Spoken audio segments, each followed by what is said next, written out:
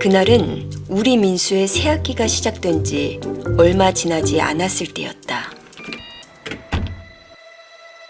다녀왔습니다. 아들! 얼굴 왜 그래? 그냥 현민이가 아무것도 아니야. 아무것도 아니긴 뭐가 아니야. 속상해 정말.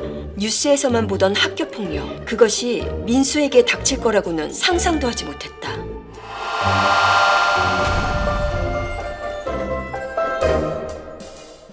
민수 이야기부터 들어봐. 아이가 놀란 것 같으니 진정시키고 천천히 이야기해보자. 아이가 제대로 말을 못하잖아. 누가 그랬는지 당장 알아내야지. 어떡할지 모르겠어. 부모이기 때문에 중립적일 수는 없잖아요. 저는 부모의 질문을 바꾸는 시도는 좀 필요하다고 봐요. 야, 누가 너한테 그랬어? 누구야? 첫 질문이 야, 누구야가 아니라 무슨 일이 있었던 거냐? 그 있었던 사건을 중심으로 가야지. 누구야? 누구 어떻게 할 거야? 이렇게 가서는 이 시작부터가 한계가 생기고 학생들도 거기에 따라서 자기 생각을 집중하게 되니까. 그래서 이 질문이 첫 질문을 저희가 좀 더 중립적 질문을 던지시면 좋겠다. 그리고 이 일로 그래서 너는 뭐가 제일 힘들고 어려워진 것 같냐? 그 다음에 엄마의 감정을 표현해 주는 것도 좋은 것 같아요. 그 얘기 들으니까 엄마도 이런 게 진짜 걱정된다. 그러면서 이렇게 하기 위해서 엄마 아빠는 뭘 도와줬으면 좋겠느냐라는 건 필요하죠. 또 선생님은 어떻게 해주면 좋겠니? 이러면서 자기와 이 공동체의 역할을 같이 올리는 쪽으로. 나는 최대한 침착하게 민수에게 사건을 들었다. 민수는 독서 수업 시간에 현민이가 휴대폰을 보여달라기에 안 보여줬더니 때렸다고 말했다. 똑똑히 들었지? 민수 핸드폰을 뺏고 때리기까지 그랬는데도 가만히 있을 거야? 그렇지. 민수가 내 도움이 필요한 거지. 당장 학교폭력으로 신고하고 가해자 아이와 부모를 따끔하게 혼내주는 거야. 네 아이가 상처받았는데 가만히 있을 거야? 당장 민수한테 말해. 이 엄마가 알아서 다 해결할 테니까 넌 가만히 있어. 피해자를 돕는 조력자에 대해서 4가지로 이렇게 구분하고 있습니다. 넌 가만히 있어. 엄마가 알아서 할게. 때렸다고? 넌 왜 맞고만 있었어? 무슨 일이 있었는지 솔직하게 그리고 차근차근 말해볼래? 이 문제를 회복하거나 통과할 수 있는 힘은 이 아이에게 있다라고 하는 것에 대해서 아이가 직접 그 문제를 풀어갈 수 있도록 공감해주고 지원해주고 응원해주는 거예요. 이 적극적 조력자가 되는 것이 아이를 위한 교육의 방식이라고 생각합니다. 다시 한번 분노와 걱정을 멈추고 민수를 안심시켰다. 충분한 대화를 나눈 뒤 담임 선생님과 통화를 했다. 그런데 일방적으로 맞았다는 민수의 말과는 다르게 민수가 현민이를 먼저 밀었다고 한다. 민수 어머니, 제가 아이들과의 관계 회복을 위해서 이야기 한번 나눠볼게요. 물론 민수가 맞았으니까 이 학교 폭력으로도 신고하실 수는 있어요. 예. 그리고 민수 어머니, 이 갈등 조정이나 관계 회복을 위해서 이 외부 전문가로 구성된 갈등 전환 지원단의 도움도 받으실 수는 있어요. 갈등 전환 지원단요?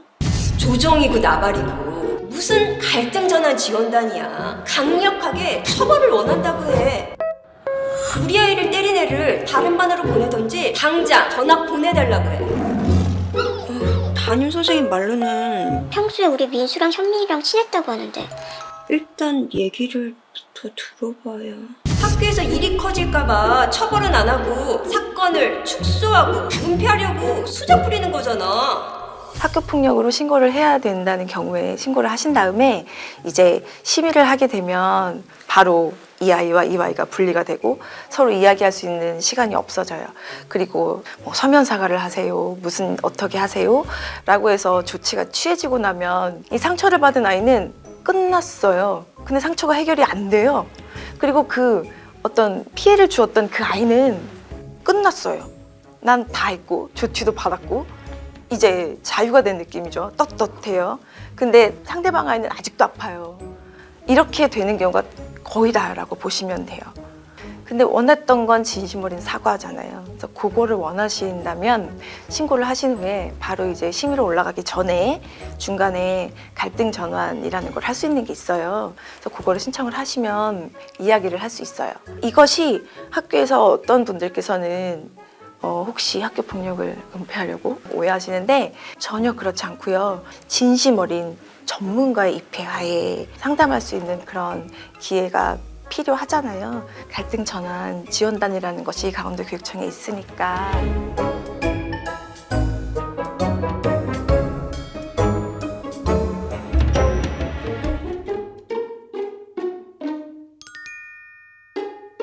신고하라고.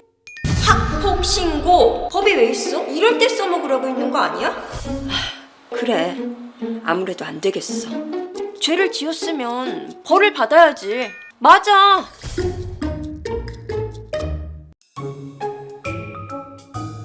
피해 학생 부모님께서는 이제 가해 학생이 좀 엄벌을 받기를 원하셨는데 사실 이제 절차가 피해 학생 부모님이 원하는 것만큼 크게 떨어지는 경우가 거의 없어요. 그러다 보니까 정의롭지 못하다고 생각하시게 되고 이게 공정하지 못하다 이런 생각에 계속 억울한 마음을 갖고 계시게 되는 거죠. 근데 이제 문제는 이 마음이 피해 학생도 또 똑같은 마음으로 생각할 수 있기 때문에 사법적인 절차와 학교의 교육적인 절차가 모두 끝났음에도 불구하고 아이들은 전혀 회복되지 않고 힘든 시간을 보내야만 하는 거예요. 그래.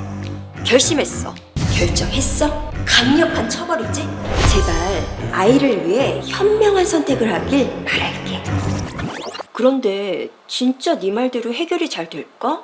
그냥 단호하게 처벌하는 것이 우리 민수를 위하는 길이 아닐까? 그러니까 이런 심리가 있어요. 우리가 손해 볼지도 모른다 라고 하는 두려움이 깔려 있잖아. ADHD의 성향이 있는 학생과 또 그 반의 이제 회장, 이 반의 대표를 맡고 있는 이 아이는 뭐 리더십도 있고 공부도 잘한 것 같아요. 근데 스트레스 어디서 받냐면 이 ADHD를 겪는 학생이 이렇게 말을 잘 안 듣고 자기 마음대로 행동하고 이러니까 얘가 이제 그게 힘들었던 것 같아요. 그래서 참다가 남자애들이니까 그냥 손 때렸어요. 정신 좀 차리라고 그러면서. 근데 이 맞은 아이의 아버님은 가뜩이나 자녀의 성향을 알고 있는데 이렇게 내가 넘어가면 우리 애는 계속 피해를 볼 거다라고 하는 또 피해의식이 강하니까 그래서 이분은 걔를 강력하게 처벌해달라 이렇게 주선이 돼서 같이 이제 우리가 사전 모임을 했고 제가 그 피해 측 학생과 아버님한테 본인이 제일 원하는 게 뭐냐면 그 때린 거 잘못했다는 거 사과받고 싶은 거 그리고 앞으로 그렇게 하지 않도록 하는 재발 방지의 약속 뭐 이런 것들이잖아요. 그래서 그런 거를 저희랑 같이 얘기하면서 전달을 할 수 알겠다고 참여를 하게 됐어요. ADHD라는 게 이렇게 쉽게 뭐 마음먹는다고 바뀌고 이럴 수는 없잖아요. 그래서 이 아이를 키우면서 아버님이 또 가졌던 어려움들 그리고 얘도 또 나름대로 겪었던 일들이 있어요. 그런 것들을 먼저 좀 얘기하게 이게 피해와 영향에 집중하는 거예요. 그 행위 자체가 이랬냐 저랬냐의 문제가 아니에요. 그런 얘기를 좀 꺼내면서 이제 이쪽께서도 뭘 알게 됐냐면 이게 제가 막 일부러 이런다기보다 이게 조금 자기랑 다른 어떤 그 성향에서 온 거고 어찌 보면 약간 의학적으로도 좀 필요한 거다 이런 걸 좀 알게 됐어요. 이해가 조금. 그리고 여기도 뭐 자기네 그 아이를 키우면서 가졌던 기대들이 이 아이 때문에 방해받고 있다고 하는 그런 마음이 제일 좀 아팠다. 그럼 앞으로 어떻게 했으면 좋겠는지를 저희가 이렇게 순서를 정해줘가지고 그 안에 내용을 만들어 보셔라. 그 회장이었던 아이가 그런 얘기를 하더라고요. 사실 제가 자세하게 몰랐는데 오늘 들어보니까 누구누구도 좀 노력을 더 해도 쉽지 않을 수도 있겠다. 그걸 알게 됐다는 거예요. 그래서 자기가 도와줄 수 있는 거는 나는 이제 알았잖아요. 근데 다른 애들은 모를 수 있으니까 내가 다른 애들이 쟤를 그렇게 못하도록 막아줄 수 있을 것 같다 그러더라고요. 근데 이 얘기를 듣더니 피해 측 아버님이 그러면 2학년 올라갈 때 쟤랑 같은 반을 올라갔으면 좋겠다고 그거를 그 합의 내용에 넣어달라 그러는 거예요. 이 아버지 왜 그렇게 생각했냐 했더니 아니 얘가 지금 우리 어른들도 다 있는 데서 약속을 했으니 얘랑 같이 있어야 우리 애가 이해받고 안전할 거 아니냐. 아까 제가 말씀드린 것처럼 요구가 있었지만 그 요구의 본질은 사실 우리 아이를 안전하게 해주겠다는데 이걸 위해서 어른들이 싸운단 말이에요. 그렇게 못하도록 더 강한 모습을 보여주려고. 근데 원래 본질은 본질에 충실하다 보면 사실 사실은 방법이 나올 수 있는데 그게 하나 이쪽엔 공격이 돼 버리잖아요. 그래서 사실 뭐 시간이라 해봐야 2시간이 안 되는 대화 속에서 이 관점이 바뀌는 모습들을 볼 때가 있어요. 그러면 이거는 서로에게 힘싸움이 아니고 이해 시간이 되고 앞으로 학교를 보내도 여기도 상대적으로 더 안심되고 여기도 사과했고 또 쟤를 더 이해하게 되니까 자기 역할도 좀 찾아가고. 그러니까 저는 그렇게 아이들을 성장시키는 게 더 교육적인 게 아니냐. 이걸 그냥 애들 싸움을 어른 싸움으로 가서 내가 이게 제가 보기에는 오히려 학생들에게 잘못된 메시지를 줄 수 있다라는 거죠. 한바탕 마음에 폭풍이 몰아쳤다. 그래서 사건은 어떻게 됐냐고? 엄마! 아들, 왜 이렇게 늦었어? 아니, 자꾸 현민이가 자꾸 자기 집에 놀러 오라고 해서. 현민이네 엄마도 나 보고 싶어 하신대. 오늘은 우리 집으로 오기로 한 거 아니야? 그래서 현민이가 우리 집에 놀러 오기로 했어. 잘했어, 아들. 엄마가 맛있는 거 준비해줘야겠네. 응. 그동안 학교 폭력은 무조건 신고와 처벌만이 답이라고 생각했다. 하지만 학교의 조정위원회와 갈등전환지원단의 합리적인 프로그램 덕분에 우리의 아이들은 용서와 화해 그리고 책임을 배우며 성장했다.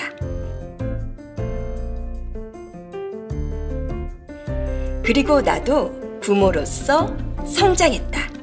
어떤 감정적인 그런 부분보다도 우선하여 아이의 회복을 위해서 할 수 있는 일이 어떤 것인지 그것들을 이제 학교와 좀 허심탄회하게 이야기하실 수 있었으면 좋겠고, 학교에 있는 모든 분들이 다 학생 여러분을 도와주려고 있는 분들이기 때문에 여러분이 힘들거나 그런 게 있으면 언제든지 도움을 청했으면 좋겠습니다.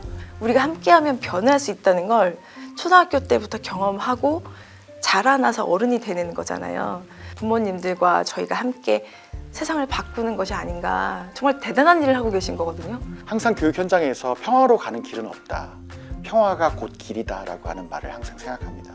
아이와 함께 서로 조력하면서 이 평화의 길을 걸어가는 것이 평화 자체가 될 수 있다라고 하는 것에 대해서 기억하면 아이도 평화이고 나도 평화이고 그리고 둘이 걸어가는 길은 같은 방향을 보고 갈 수 있다라고 하는 것에 대해서 기억해 주셨으면 감사하겠습니다. 우리 이 시대 부모님들이 모노렌즈에 빠지지 않았으면 좋겠어요. 우리가 한 렌즈로만 세상을 보니까 우리가 학생들 문제 다룰 때 좀 다른 렌즈도 가져볼 필요가 있다.